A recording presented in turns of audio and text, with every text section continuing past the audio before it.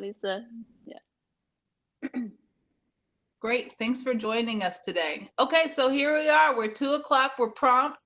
I am also, just fair warning, I am a questioner and IT and question and answer monitoring. So if I have some switching, it's because I'm slow. So with that, thank you so much for joining us today. My name is Idella. I'm with Wisconsin CTC. We have Dr. Canaria here to talk to us about both her roles with NIH SBIR program, but also with the NIH I-Corps program.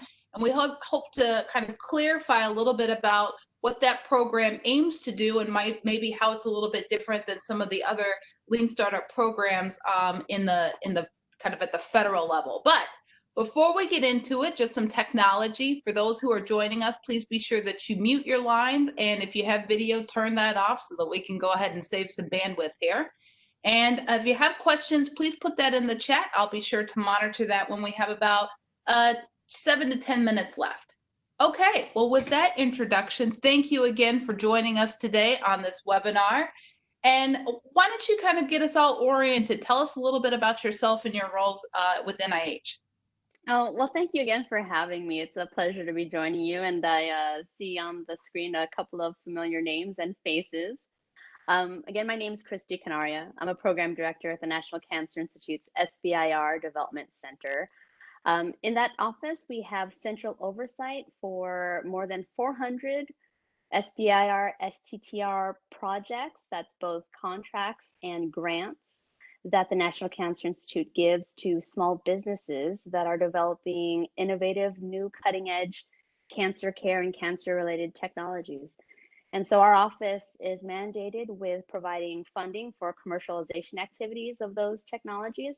And so we do that with, like I said, our grants for contracts and grants, but also with programming that we provide out of our office. And one of those programs is the I-Corps at NIH program. So you mentioned that you tell us a little bit about how you got involved with the SBIR program. So tell us a little bit about that journey, and then you've been with I-Corps since its inception, right? The NIH I-Corps program so tell us a little bit about those transitions.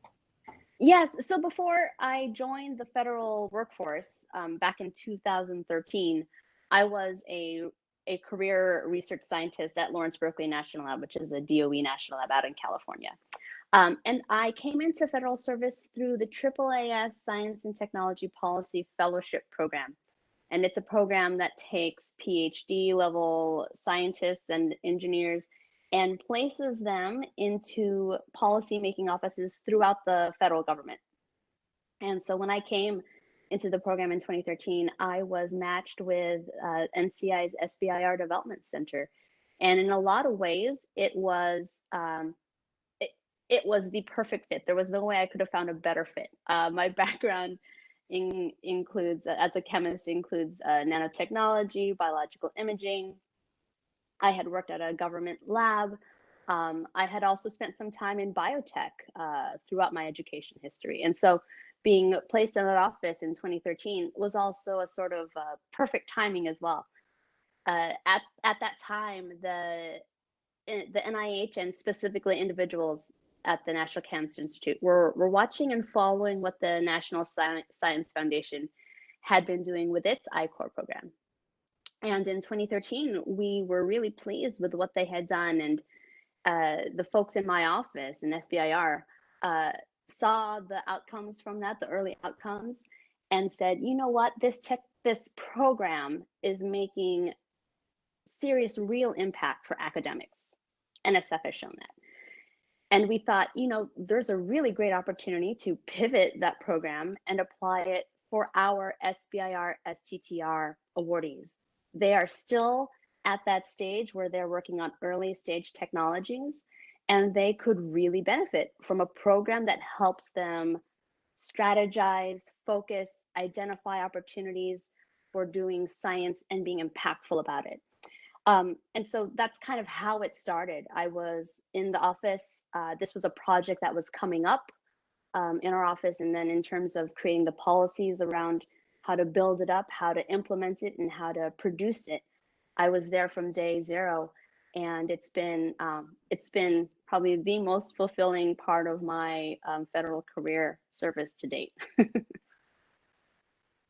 That's fantastic. So hopefully we'll get into a little of how the program has evolved as we all learn about Lean Startup and also as more cohorts become familiar with it before coming in. But let's go back to the very beginning. Can you tell us a little bit about, you know, for those who might be new to the Lean Startup idea, maybe a quick introduction to what that is, why it's done, and then what is the flavor of the NIH version of this I-Corps program? Yeah. So if I understand it correctly, a lot of your audience here will already be familiar with the I-Corps program and the way the NSF provides it. What we've done with the I-Corps program at NIH is we've created an entrepreneurial training program. We've designed it to be immersive, and we carry with it the concepts of customer discovery. That's really one of the core activities and tenets to the I-Corps program at NIH. It's this idea of customer discovery, of taking researchers who are working on early stage technologies and getting them to understand what their ecosystem looks like, what the workflow for a patient that they're developing technologies for looks like, and to really understand with firsthand input from what we call customers, where those unmet needs are and how they can be impactful as the researchers developing new technologies to meet those needs. And so the I-Corps program, as we've designed it, is an 8-week program offered by the NIH. We take teams through what many here will recognize as the business model canvas, this tool where we sort of break down all the concepts and aspects around a business model and try to flesh them out. And we apply and employ instructors who are both seasoned in terms of teaching and conveying the Lean Startup I-Corps curriculum, but also have domain expertise in the life science segments. And so, of course, for the NIH, all of our awardees, all of our teams that come through the program are working on technologies that have some role in the life sector, the life sciences sector in that vertical space. And so with the combination of the core curriculum that's offered and adding the color that comes with understanding all the moving parts and pieces that are necessary for translating life science technologies from bench to market, we try to create a program in I-Corps that addresses all those things for entrepreneurs and innovators. So let me just kind of play devil's advocate here. Sometimes I hear in our space, well, we've done a Lean Startup program before. What is it about this? Why would I need to spend extra time? And what more value might you tell an applicant besides the carrot of the money in the process? Yes, so there is that carrot of money in the process. But really, if you are a lifelong learner and if you are really self-aware about what you know in terms of technology that you're developing, and you probably know a lot about the technology you're developing, but if you take a step back and ask yourself, how much do I actually know about all the components that are out there, all of the gatekeepers who make a decision whether or not my technology gets adopted, you will likely recognize that a program like I-Corps gives you that added opportunity to investigate who those people are, what are their motivations, what are the barriers to not just developing a technology, because the scientists are going to be key and really skilled at that, but really getting the technology adopted. So even if you've gone through a Lean Startup program before for a technology, I would say that gives you a great foundation. But there's always more to learn in my experience. The teams that have come through the I-Corps program through NIH have come out the other end and said, wow, I learned so much. There was so much that I did not know or did not appreciate coming in. And there's still so much more I have to do. And so many of these teams at the end of the 8 weeks with I-Corps NIH say, we are going to continue this practice of doing customer discovery, of refining our business model canvas. And so for them, they essentially continue doing the lean startup method on their own. Some teams actually do come back and reapply to the I-Corps program at NIH. And sometimes if they're a platform technology, as an example, will come in and maybe look at their technology with a different lens. Maybe they'll come in and look at a different patient segment, because maybe there are really key aspects to that workflow or that ecosystem that they hadn't considered the first time around with technology X. Maybe technology Y has something different that they need to consider. So that's kind of my response to that. And, you know, there are lots of different programs, lots of different ways to approach entrepreneurship. But I think that the I-Corps program and the lean startup method are really well suited for researchers and engineers, people, scientists in the lab, because of the way it's structured. This idea of coming in with a hypothesis, as we call it, about who is important in the ecosystem, and having ideas at the outset of why they might care, and then actually going out and testing those assumptions, and then having some learning come out of that, actually having data that can drive decisions that could be pivotal for your company, really can be led out of what you learn by going through the I-Corps program. So if you've gone through a lean startup program before, there's always something to learn if you continue doing that process. That's what I would say. So I'm going to ask for an anecdote, because I have a memory of my own experience that sticks out in this process. But I'm wondering, from what you've heard and what you've observed from teams, sometimes on our end, we might have a company that says, well, all I know, what the main thing we need to do is get through the regulatory hurdles and get our FDA approval. And so I'm wondering what anecdotes you've seen of companies who've gone through and have maybe seen something different about how they had to prioritize their learning or prioritize the risks for various gatekeepers in the regulatory process, or kind of around that. And then maybe I'll share my own anecdote from that. Sure. Well, I mean, for any team that has already started thinking about the players in the regulatory space, I can just say bravo, because recognizing that those entities are there is all part of the process. You know, we've seen companies come in, teams who come in, and they, you know, they have a technology. They may even think they have freedom to operate. As an example, we had one team come in and they were an STTR project, and they were working with an academic institution. And through the I-Corps program, they realized something that was going to impact their existence. They were having an existential crisis to some effect. They realized that the IP agreements that they had with the university were not going to be sufficient to let them continue marketing what they had. And so they were going to have to be very strategic about developing new IP, filing it properly so that they had control, so that they had ability to continue developing it.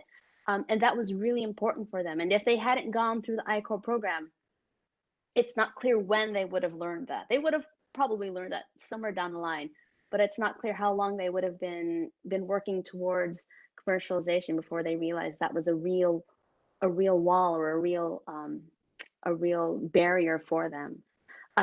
You spoke about FDA and regulatory considerations. Those are absolutely part of the process for getting a technology adopted. But if you're, say, a medical device or some sort of diagnostic, another key critical component to consider is reimbursement. So it's one thing to be able to develop a technology and maybe with NIH support say that this works and is efficacious. And then it's another thing to get regulatory clearance and say, yes, and this is safe for people to use. But it's a whole other question to say, yes, and someone will buy it, or someone will prescribe it and then get money somehow. I mean,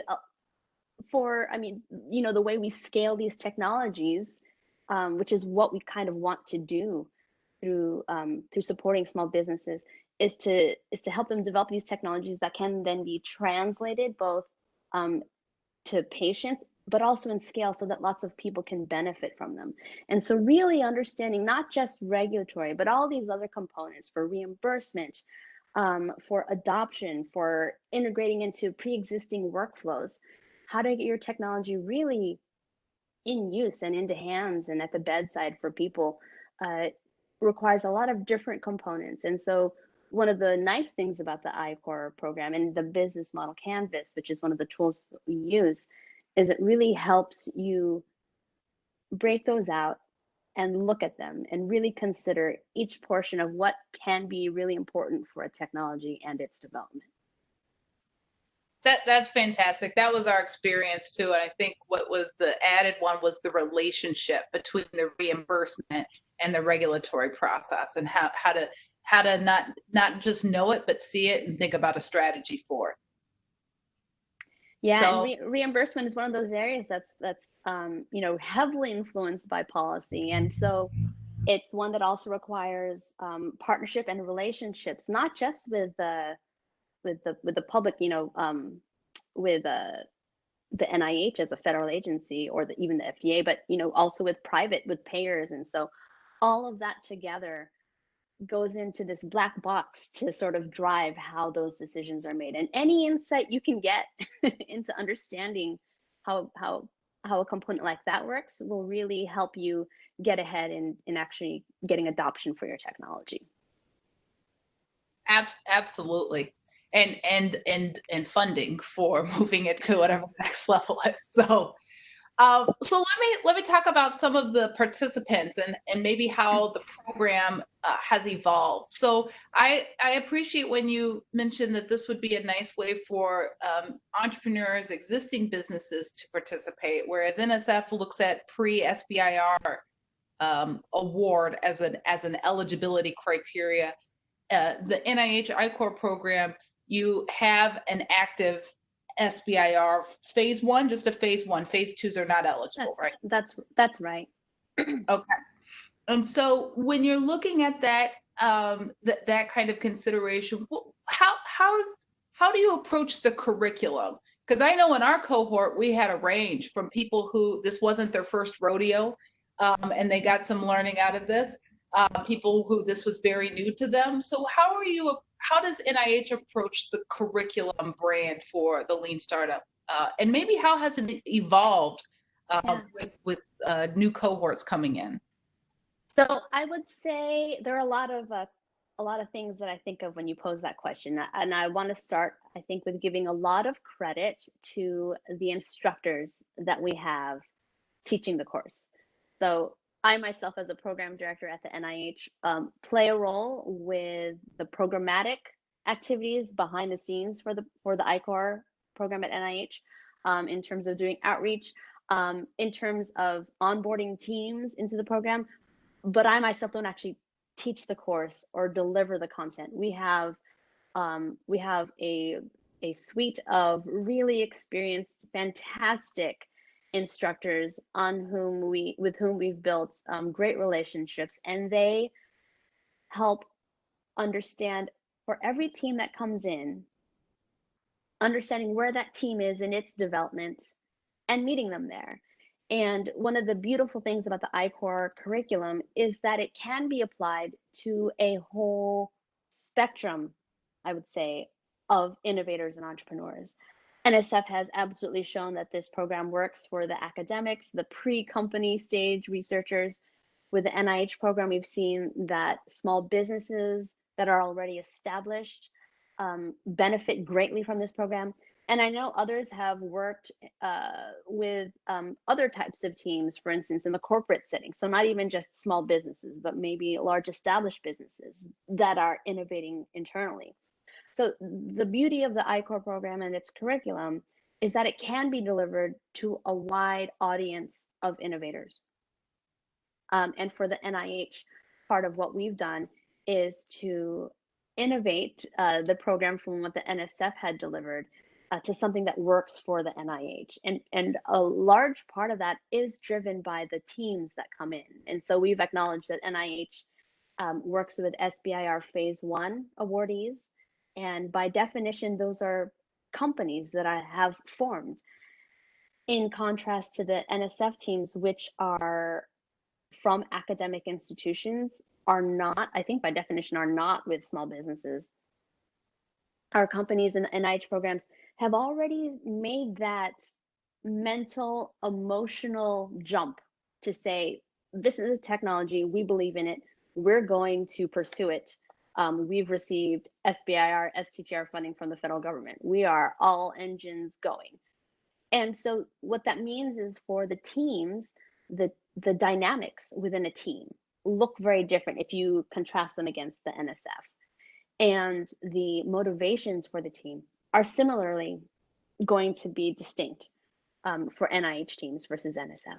And what we see is that in the NIH, the team structure is much more of a peer structure is how I would say it. There isn't really this distinction between maybe an entrepreneurial lead who was perhaps a student or a postdoc and then a PI for the lab. In an NIH team, you'll have typically a CEO who maybe is also the PI on the grant that's been awarded. Maybe you'll have the chief science officer or chief technical officer, and then maybe you'll have either an internal or an external person who serves as what we call the industry expert, someone who can bring some more business development color to the team. And so what that means is a lot of the duties get shared. And when I say duties, I mean things like doing customer discovery. But I also mean in terms of peer mentorship across the team. That tends to be shared as well. And so understanding that the NIH teams, by virtue of being small businesses that are coming in as teams, have different needs, and they come in with a different mindset. I think when we started the pilot program that we ran in 2014 was done with significant support from our NSF colleagues. And we employed their sort of that relentlessly direct approach where instructors would engage with teams a certain way. From the NIH perspective, it became immediately clear that our small businesses didn't need that sort of interaction in order to be responsive. And so with the NIH program, we've sort of migrated to what we might call more purposefully direct interactions. And I think our teams resonate with that. And I think the instructors are just as capable in transmitting curriculum and information using that sort of engagement as they would have been using a more traditional NSF approach. So that's one thing that's different for the NIH. Another thing that we did was we realized that there was going to be a need for instructors that brought insight into the space, the terrain in life sciences. And so we made sure that instructors for the NIH program had that background, had those experiences with them when they come to teach at an NIH cohort. And so for us, we actually provide pairs of instructors for each sort of group or pod of teams that come into the NIH program. And for us, it's been a really winning combination in terms of size of teams to instructor ratio and in the way that we're able to deliver the curriculum. I appreciate that. And in my last 7 minutes here, I want to kind of provide some more context for those who are looking to apply and understand maybe what they're going to be getting into. You've spoken a lot about the strength of the teaching team and the soft skills as well as the technical know-how they bring to helping those teams move forward. What would you say makes for a good teaching team instructor? What's that balance that really helps? Because I know just in our group, we had those who were real strong industry experts who could tell us technically how to do things. And then we had kind of the overarching teaching team who knew the process and who could kind of facilitate a type of dialogue and discussion that might be a little bit different than the technical people. And that I thought was a nice balance for our team. So how do you describe that and keep that balance? So if we're talking about instructors and how people might identify themselves as a potentially strong instructor candidate, I think what the NIH looks for, aside from the technical expertise, are individuals who are able to engage with a wide range of teams.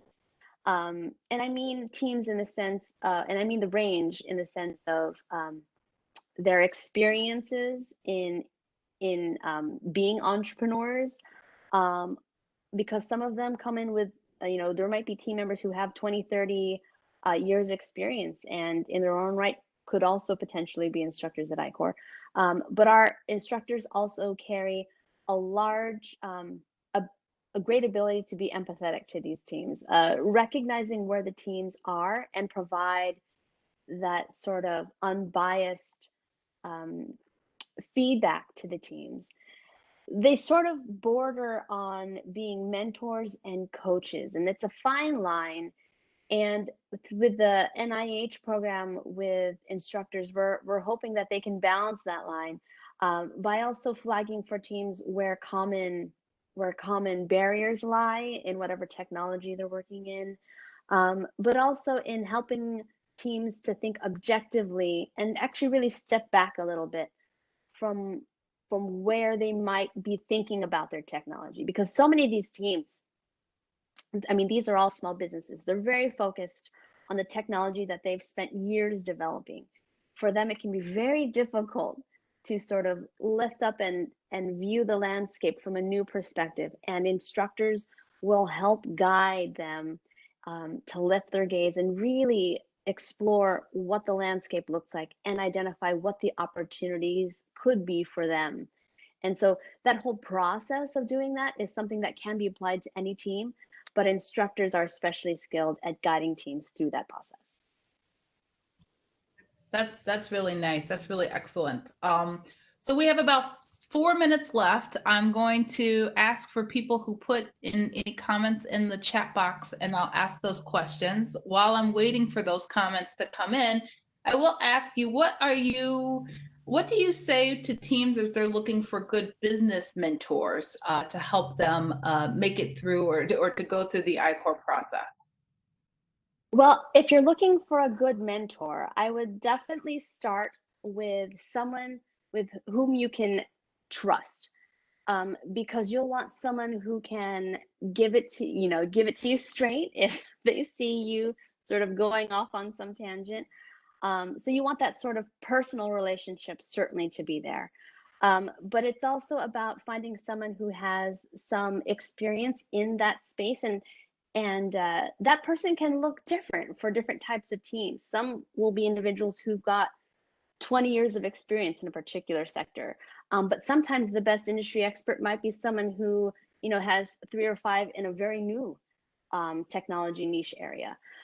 So it really depends. But I would say certainly someone who has enough knowledge of the business space to, one, guide you honestly, and then two, also provide you with potential people that you might be interviewing with during your customer discovery process. That's great. Well, I don't see any new questions in the chat, so I am going to ask us to end with this, and that is, what would you say then to those teams who are looking to apply? What are some competitive characteristics that you're looking for? And maybe what are some things that teams need to be self-aware of before they think about getting into the NIH I-Corps program?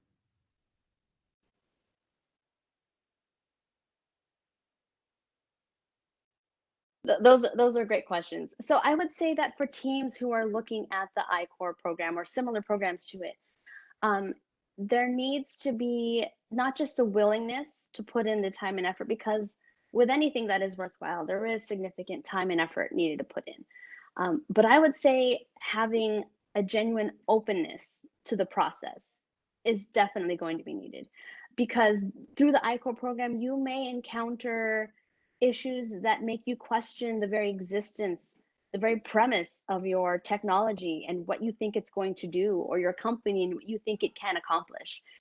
But being able to come in with an openness to understand that there are a lot of opportunities that you'll find if you're open to the process, I think is going to lead teams into new directions that hopefully will get them closer to that end goal of commercializing a technology, to that end goal of doing impactful science.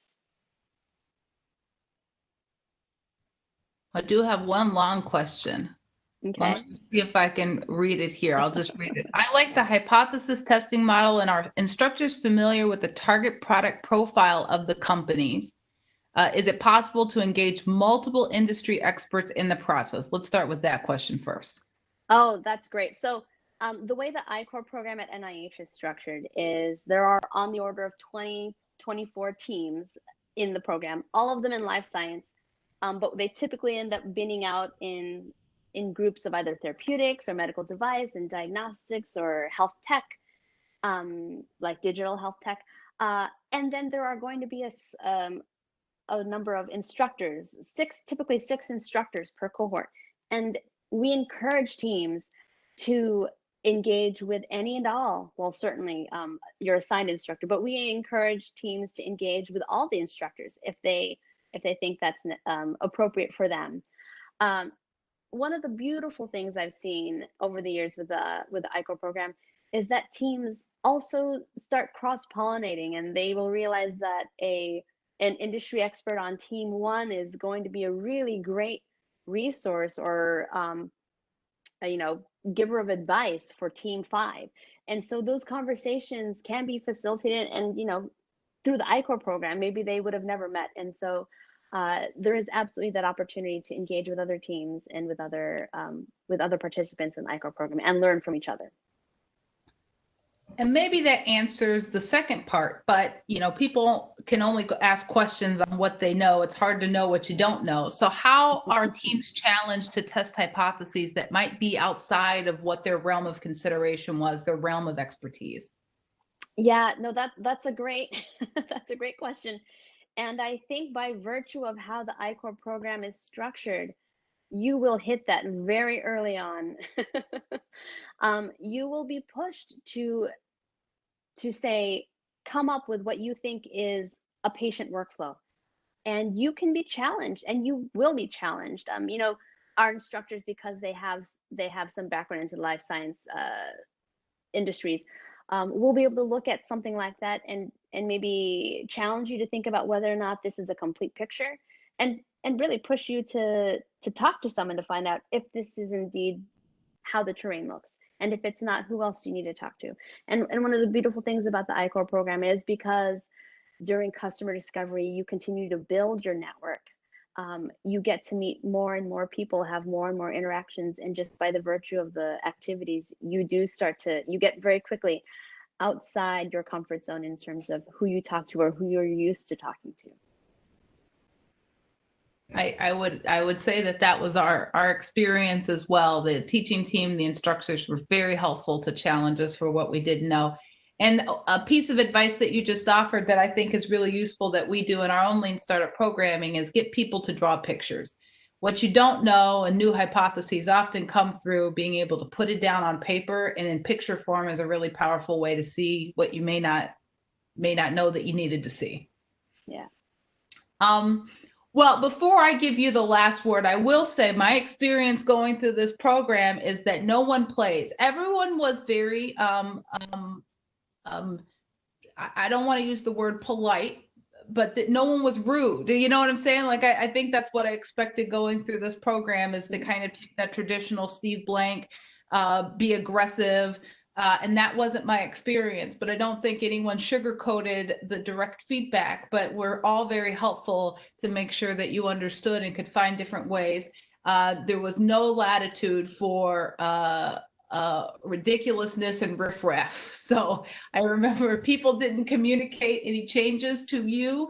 I don't care if there was a death in the family or something. So communication was very important, but a lot of latitude could come from good communication. So I found it to be very helpful and very fair. And my parting words to those who are applying is that Christy does not play, and the teaching team does not play. So bring your serious A game if you want to participate, because you will get called out in front of everybody if you don't do it. I do remember your team as well, fondly. And Absolutely. Thank you for that feedback and those kind words. As my last words, I will say that yes, communication is key. It's going to be a key skill you need, absolutely, with doing customer discovery. Step one. In succeeding as a small business, number two. But my last words really are about for the innovators in the audience, understanding and appreciating that we do have a shared goal, and that is to support the development and technology path for innovative and impactful science. And to the extent that we can do that with a program like the I-Corps program at NIH, through customer discovery, through data-driven decision making on how to move your technologies forward, I think we can agree that that is a charge, that is a mission, that is a goal that we all buy into. And so whether it's the I-Corps program or another one, just understanding that we have that same shared mission is what I wanted to share. I think that's a perfect place to end. I want to thank you and your team for joining us today and answering questions about the program. Thank you to the audience for joining and pitching in, and importantly, being advocates to our own individual communities here in Wisconsin to encourage others to do an I-Corps program, to do something locally, to just get involved in beginning to test their own hypotheses and think strategically about or a disciplined way of doing entrepreneurship, which I think is not just for those who self-identify, but for those who are maybe new to the process, women, underrepresented groups. This is a really great way to try and de-risk a process in a way that will help you become more strategic, either for your project that you're on or for the next project forward. So I think very fondly about programs like this for the general entrepreneurial community and those who would want to become involved in this community. So thank you for joining us. We are Wisconsin CTC. We're here as a resource for all SBIR activities in the state of Wisconsin. And hopefully we will be able to bring more conversations like this to share about SBIR and other related programming. And the NIH solicitation, we're heavily marketing right now because that due date is in September. And so there's no time like the present to get started on. And with that, thank you. Thank you very much. And